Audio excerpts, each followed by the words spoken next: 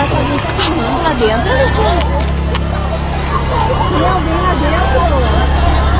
Tem gente gritando. Olha, escuta.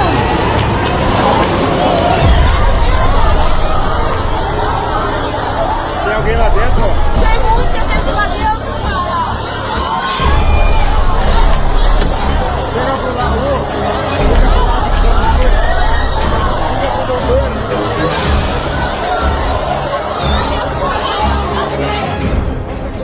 Chega pra lá, ó. Segura mesmo, vamos lá, segura. Vamos lá. Abre o processo.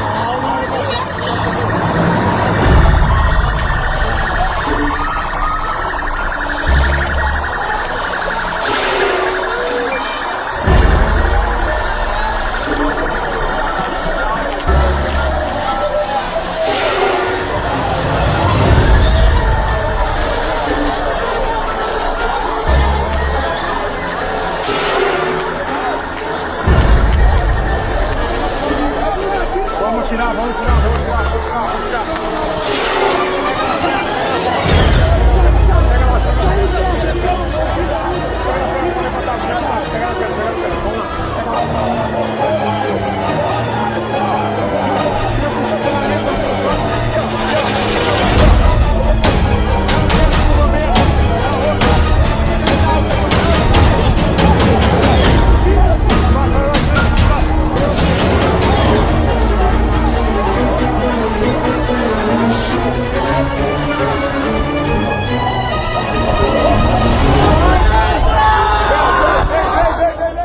Olá, tudo bem?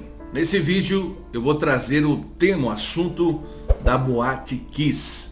Recentemente, no dia 24 de janeiro, estreou na plataforma da Netflix a minissérie Todo Dia a Mesma Noite, que relembra o incêndio da Boate Kiss em Santa Maria, Rio Grande do Sul, em 2013, aonde teve 242 vítimas.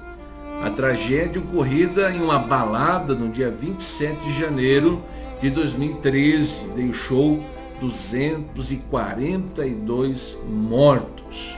As vítimas morreram queimadas, pisoteadas ou intoxicadas pela fumaça tóxica do ambiente. Isso tudo faz 10 anos. Uma tragédia que marcou a cidade de Santa Maria, no Rio Grande do Sul, marcou o Brasil e repercutiu mundialmente. Essa minissérie, agora no aniversário de 10 anos que aconteceu essa tragédia, fez com que tudo fosse relembrado e então traz uma comoção nacional pelas famílias que foram marcadas por essa tragédia. Mas o que me traz aqui não é para comentar sobre a minissérie somente, para trazer algumas colocações que ninguém falou ainda, coisas que vão ser polêmicas. A gente sabe que existe a mídia que divulga as coisas e em algumas situações a mídia jamais divulga, ou quando divulga, distorce tudo. Na época que aconteceu essa tragédia em Santa Maria, alguns líderes religiosos, pastores, cristãos na época, se comprometeram em orar, em ajudar as famílias. Muitos tiveram a necessidade de psicólogos, psiquiatras e ajuda então espiritual para poder superar tamanha perda que foi aqueles 242 jovens, na sua maioria, que perderam as suas vidas. Os jovens, na sua maioria, tinham de 17 a 30 anos e marcou então as famílias ali com essa tragédia, deixando um vazio, um buraco em centenas de lares. Uma coisa que chama a atenção, que já desde aquela época a justiça no nosso Brasil é lenta, corrupta e injusta. Não há justiça. Já fazem 10 anos e não há um que esteja preso. Não foi ainda definitivamente condenado e então preso qualquer um que fosse ali considerados responsáveis para causar ou permitir que essa tragédia fosse causada de alguma forma que não teve o que se fazer para salvar a vida desses jovens. E a outra coisa que eu quero pontuar em relação a Boate Kiss, que nessa parte aqui pode ser que alguns vão me entender errado, mas eu vou correr o risco de me expor aqui trazendo esse ponto. Talvez até algum familiar de alguém que perdeu um filho, um neto, um familiar na boate possa assistir esse vídeo um dia, e eu não quero que me leve a mal, eu não quero julgar e condenar vocês familiares ou que tiveram algum ente querido perdido nessa triste tragédia, nesse triste episódio. Mas uma coisa na época foi levantada que poderia ter sido uma obra de Satanás, uma obra maligna, demoníaca, que aproveitou aquele momento onde estavam tantos jovens reunidos e entendendo assim pelo lado natural e espiritual, vivendo ali a vontade da carne, vivendo o pecado, muitos bebendo na algazarra, se prostituindo, e ali Satanás ceifou então aquelas vidas de uma forma trágica. O que você pensa sobre isso? Eu vou ler aqui um texto que na época, em 2013, foi divulgado e foi bastante polêmico. Ouça o que escreveram na época. Kiss, o beijo do diabo. Essa madrugada, perdemos 245 jovens em Santa Maria. Foi uma grande ceifa. E quem foi o ceifeiro? A verdade é que o campo estava florido, e onde estavam os verdadeiros ceifeiros, permitiram a ceifa do ladrão. O nome é proporcional à sedução. Kiss, ou beijo. A pergunta que não quer calar é: será que havia alguém desviado? Um filho de um cristão? Amigo de um servo do Senhor? Como o jovial pensamento de sermos intocáveis? 245 jovens seduzidos foram beijados, famílias desfalcadas, e a pergunta é: como ouvirão se não há quem pregue? Como se salvarão se ninguém se dispõe a ir? Poderia ser uma grande ceifa, mas o ladrão roubou nossa colheita. Que se levante a geração de Gideão, que toma das mãos dos ladrões a colheita que é do povo de Deus. Talvez jovens vão ler esse texto e pensarem que estou radicalizando, mas poderia ter sido você. E lá estaria morto ou morta o ex-adorador, pregador ou cristão, beijados por Satanás. Estamos diariamente perdendo inúmeros jovens. E por quê? Os campos estão floridos, mas não há ceifeiros. Pesado, mas existe um sentido. A Bíblia diz que o homem natural não discerne as coisas espirituais, e o homem espiritual discerne bem tudo. Então não podemos desprezar somente esse texto, mas é preciso parar para pensar. Eu vou trazer aqui agora um trecho do livro de Kenneth Hagin, chamado O Nome de Jesus. No trecho desse livro, o escritor, que é pastor, ele relata um testemunho de uma obra que aconteceu em uma igreja, uma obra espiritual de libertação, um fenômeno que aconteceu em uma igreja que ele passou, e ele relata no livro mais ou menos assim: certa vez preguei em uma igreja onde encontrei enorme dificuldade em conduzir minha pregação.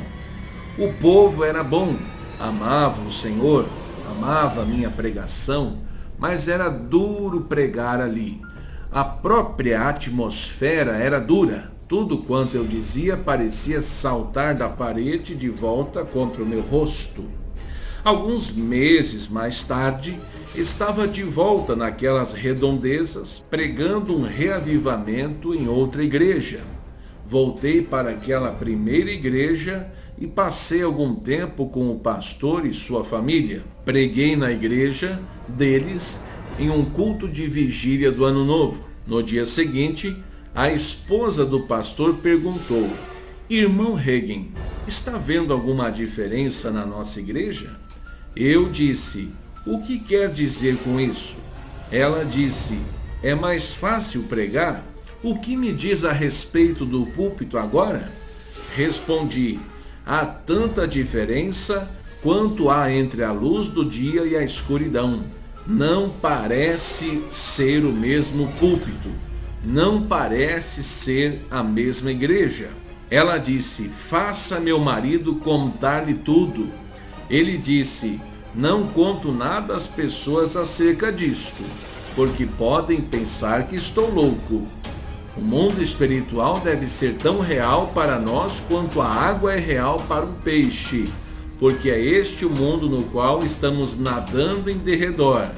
Quando, porém, alguém ocasionalmente toca nesse mundo espiritual, visto que a maior parte da igreja vive nas coisas naturais e é motivada pela carne, pensam que aquela pessoa está louca, uma fanática. Não conto a todos", disse o pastor, "mas contarei para você." Fiquei muito preocupado. Esta era a igreja mais difícil onde eu já pregara. O púlpito parecia manter-se num cativeiro. Eu sabia que os membros me amavam, davam-nos um bom sustento.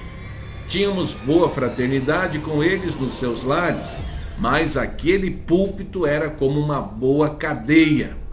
Comecei a jejuar e orar a respeito. No 7º dia do meu jejum, estava ajoelhado na plataforma, cerca de 1 metro atrás do púlpito, quando olhei casualmente, diretamente em cima do púlpito.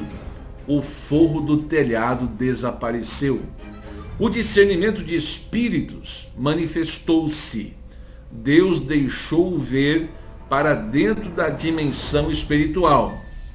Viu-o sentado lá, nas vigas diretamente acima do púlpito, um espírito enorme.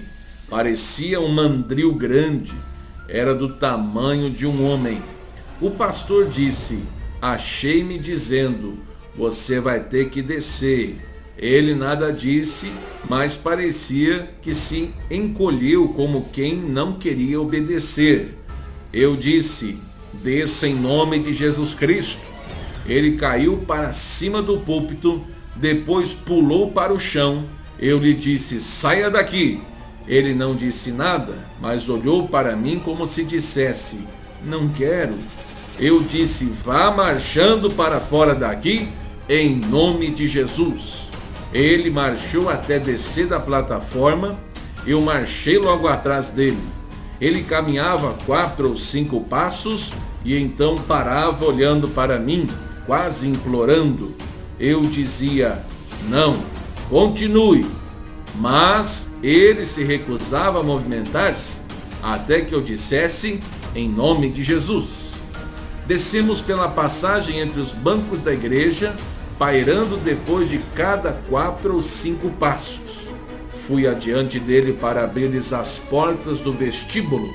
O espírito poderia ter atravessado as portas, é lógico, mas é isso que o pastor fez.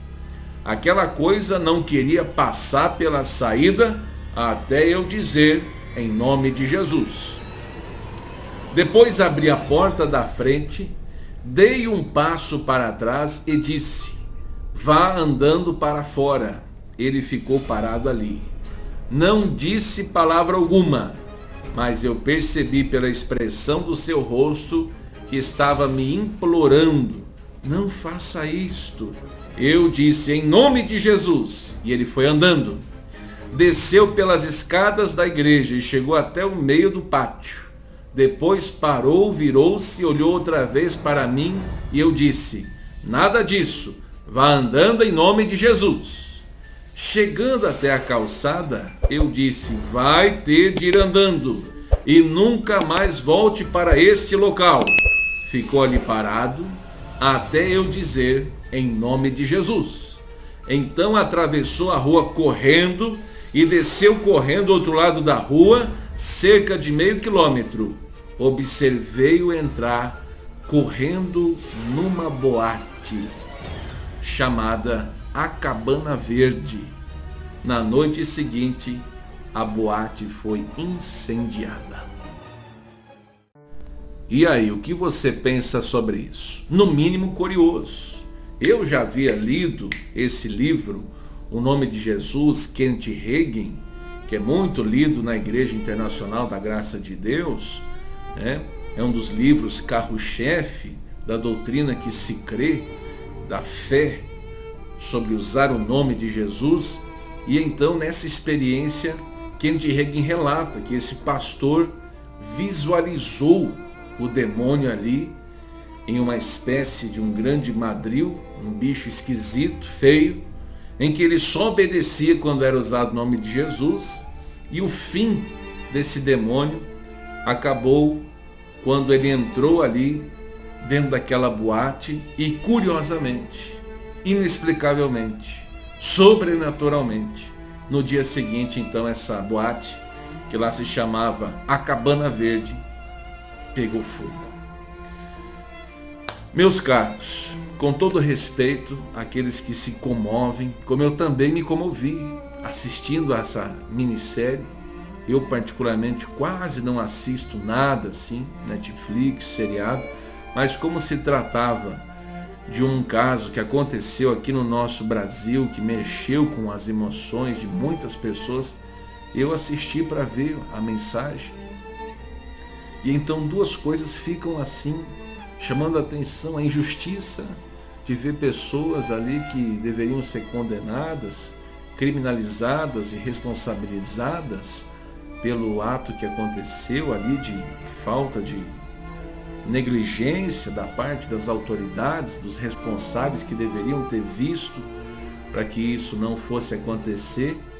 Mas por outro lado também essa questão de que o salário do pecado é a morte. É claro, alguém pode dizer: e as igrejas que caem aí telhado e a pessoa morre lá também? Por detrás de cada tragédia dessa espécie, eu entendo assim que, independente do lugar que for, seja uma boate, uma igreja, é uma atuação do espírito da morte, porque o diabo é quem vem para roubar, matar e destruir. Uma boate assim como essa não é um lugar aonde a pessoa deve buscar a sua felicidade. Garanto que hoje pais de adolescentes que vão a boates, ao assistirem essa série, eles vão repensar duas vezes se vão permitir que seus filhos vão para lugares como esse nas noitadas. E você que é um adolescente, meu irmão, busque a felicidade da sua vida em Cristo.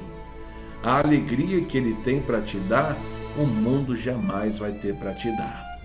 Que você possa deixar aqui o seu comentário, fazer também a sua reflexão. Que Deus abençoe. Se por acaso esse vídeo chegar em alguma pessoa da família, saiba que há consolo em Deus. E é Ele que tem a palavra final para tudo. Nós devemos, através dessas situações, tirar lições para a nossa vida. E também vigiarmos, porque o nosso inimigo anda ao derredor, bramando como um leão, procurando a quem possa tragar. Que Deus te abençoe, Deus tenha misericórdia de nós. Um forte abraço, fique com Deus e até o próximo.